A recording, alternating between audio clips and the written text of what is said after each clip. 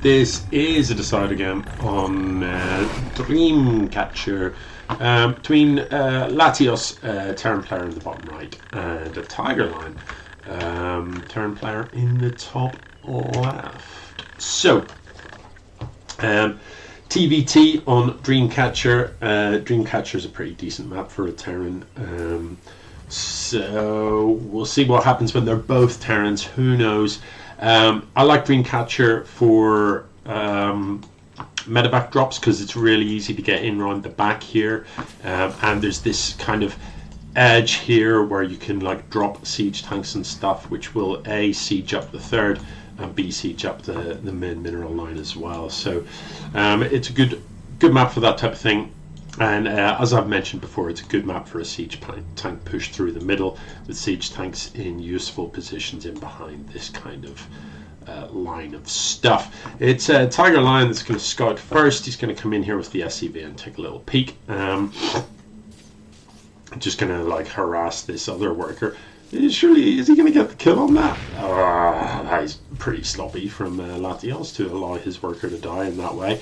But it's full surround and gets cleaned up. However, tigerlion has successfully espied his opponent, whereas Latios has not espied his.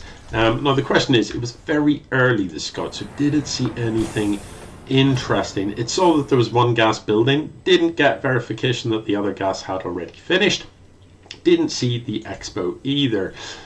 This is trouble brewing from tigerlion. So the 4 racks build here against an early expo should in theory absolutely crush, and will absolutely crush if Latios doesn't see it soon.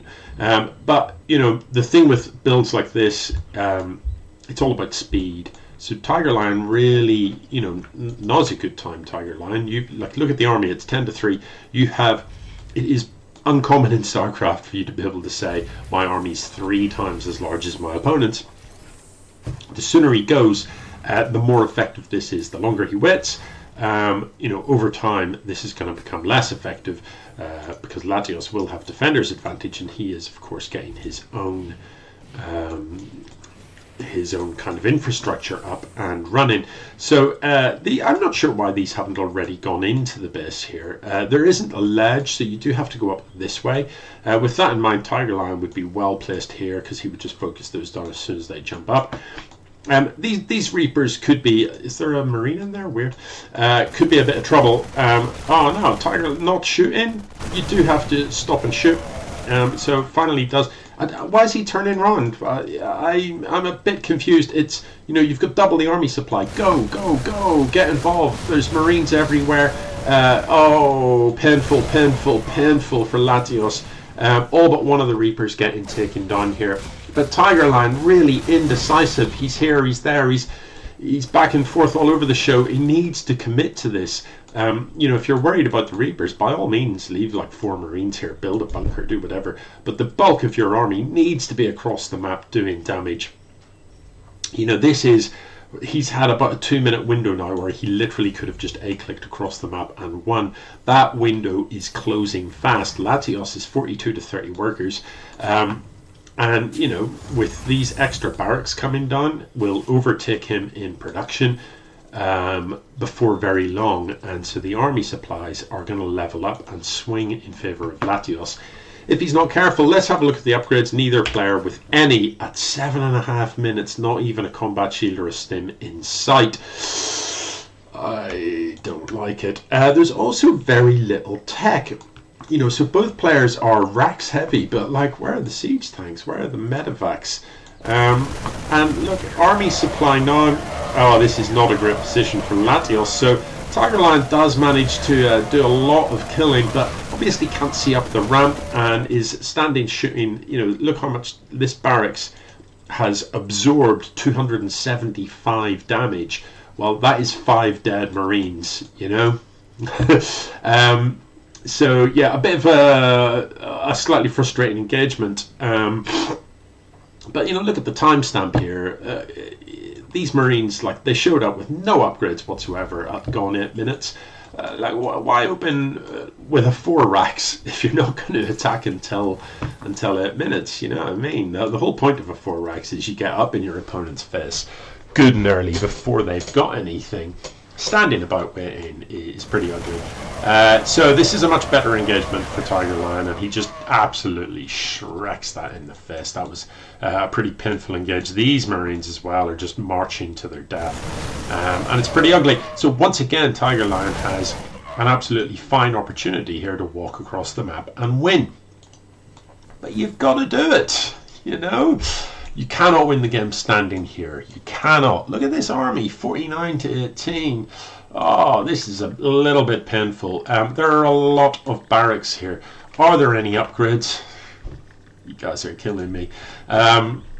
So, yeah, combat shield. You know, I've said it many times. Combat shield is such an important upgrade if you're going marine heavy.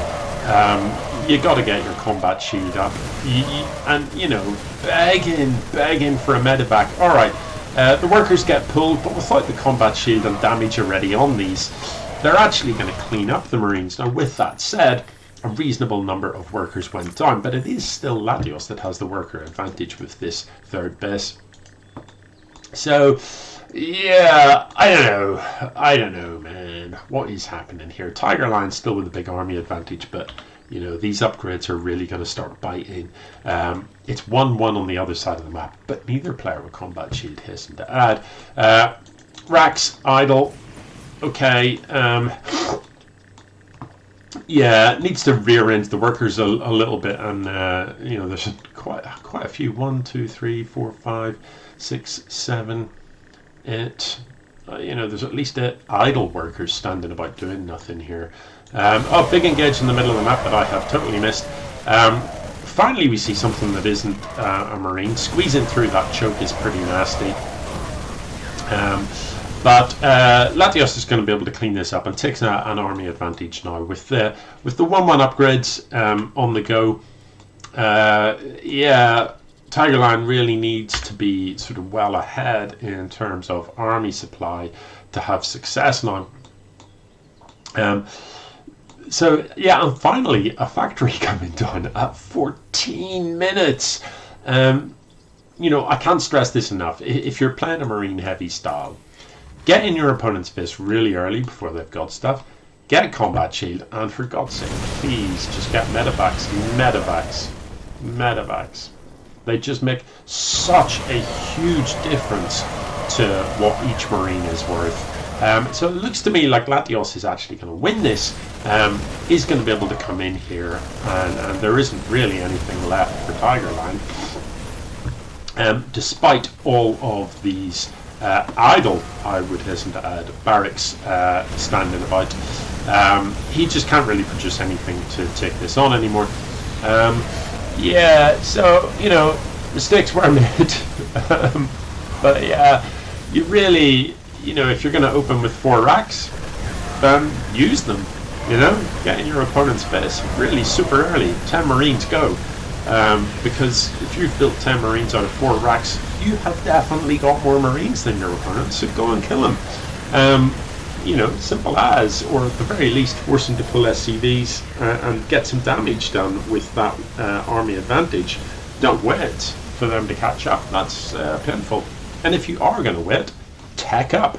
You know, if you're playing a later game, then you don't expect to win with 0-0 marines with no upgrades whatsoever and no medevac support at this 15-minute mark. It's not going to work, is it? GG.